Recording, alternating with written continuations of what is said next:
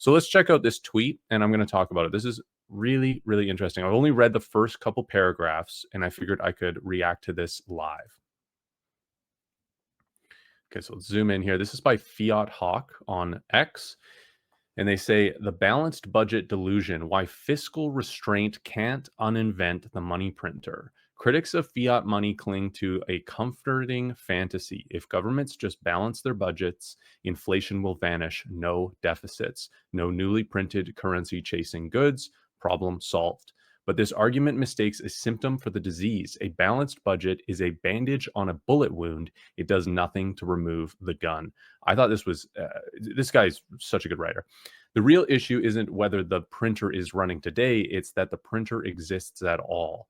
Fiat systems are built on a foundation of unlimited optionality. Central banks can create money at will, and governments can borrow against that power. A temporary pause in money creation doesn't ease the machinery, it gathers dust in the corner, waiting for the next crisis, the next political panic, the next emergency that justifies its resurrection. History is a parade of good intentions followed by bad outcomes.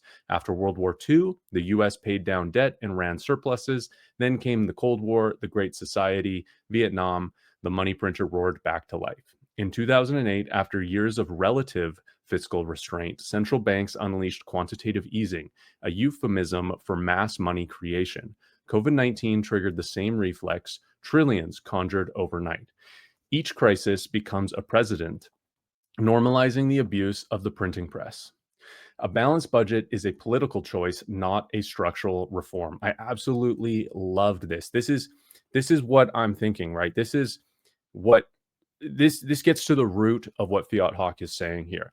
A balanced budget is a temporary thing that really only has consequence in its surrounding time frame when it's happening, right? There might be less easy money, so that's affecting all the people that had access to easy money.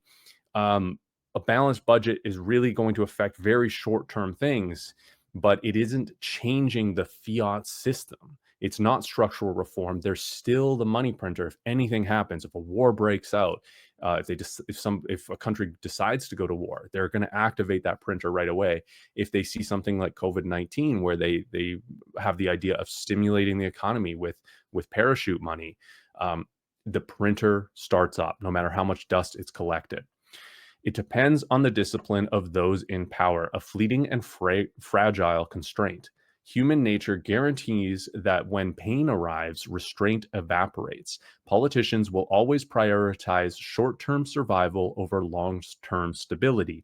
They'll print to avoid blame, to buy votes, to stimulate, to bail out. The incentives are immutable. So that's the other thing, right, is political parties are only really looking at short-term effects because they're only in there for 4 years and then they need to be revoted in. So they need to short-term boost everything. It's kind of like a CEO of a company. They're evaluated based on stock performance. So they might do something as dumb as stock buybacks, right? And not really innovating. They're just juicing up the stock price so that they get paid more, and they know that their job is going to only be temporary, just as politicians do.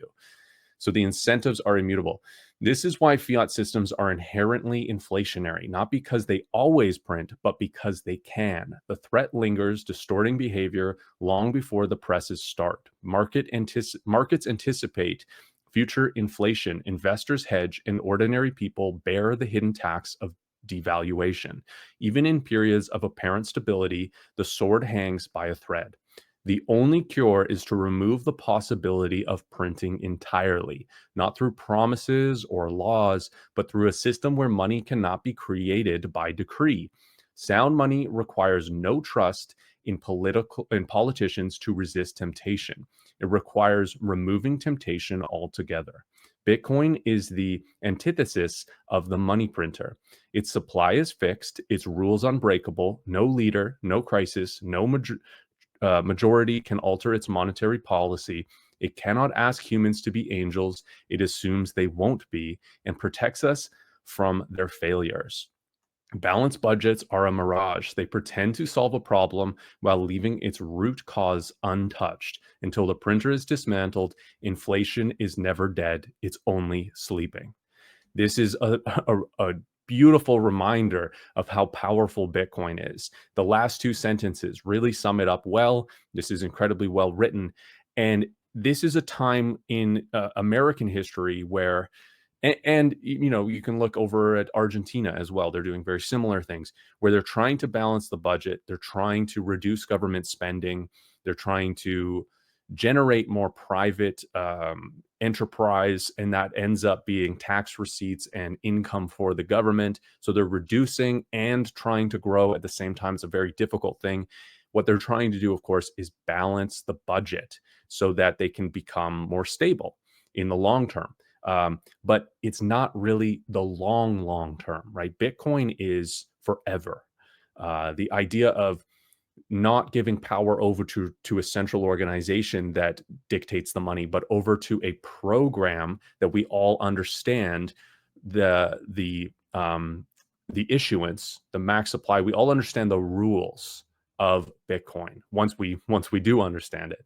Whereas with the rules of the fiat money printer, it's kind of like ETH, right? ETH had this idea of ultrasound money, and that it was better than Bitcoin at a certain point because it was actually deflationary, and Bitcoin was still inflationary, although it's fixed, right? Bitcoin is inflationary, but we know how much it inflates, and we know there's a max supply to that inflation. So there was an argument that ETH was better because the supply was actually getting reduced.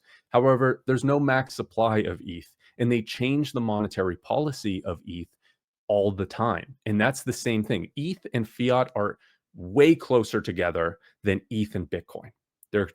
I mean, they're both cryptocurrencies and they have that commonality, but the way that ETH is designed, the way that ETH is controlled, the way that ETH is the monetary policy of ETH, all of that is so similar to fiat. So you know, the closer you are to Vitalik, the more power you have, right? The closer you are to the central bank, to the money printer, the more you'll benefit.